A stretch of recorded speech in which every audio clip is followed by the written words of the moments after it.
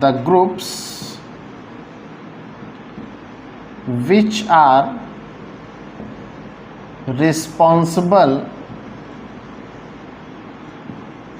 for chemical reactions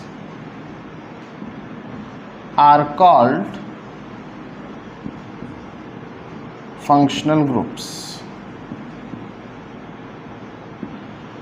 सीधी सी बात ये कहें, अगर फंक्शनल ग्रुप नहीं होगा तो रिएक्शन नहीं होगी। ऐसे ग्रुप जो फंक्शनल ग्रुप के लिए ऐसे ग्रुप जो केमिकल रिएक्शंस के लिए रिस्पॉन्सिबल होंगे वही कहलाएंगे फंक्शनल ग्रुप।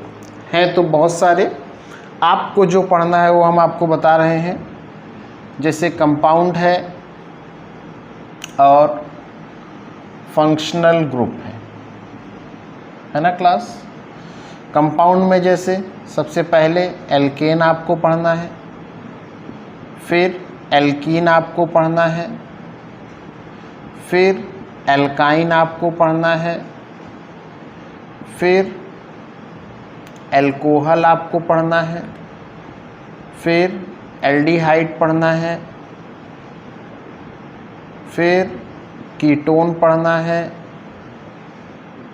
फिर कार्बोक्सिलिक एसिड पढ़ना है,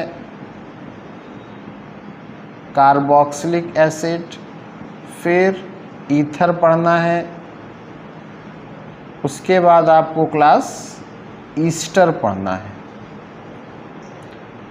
तो ये कंपाउंड आपको इतने पढ़ने हैं। 9 कंपाउंड आपकी जानकारी में होने चाहिए, इस 9 के फंक्शनल ग्रुप। और क्लास बहुत ही सुंदर बात, इन्हीं 9 की आपको IUPAC भी पढ़नी होगी। तो एल्केन का फंक्शनल ग्रुप क्या है? Carbon carbon single bond. एक तरीके से हम फंक्शनल ग्रुप को आइडेंटिफिकेशन भी कह सकते हैं।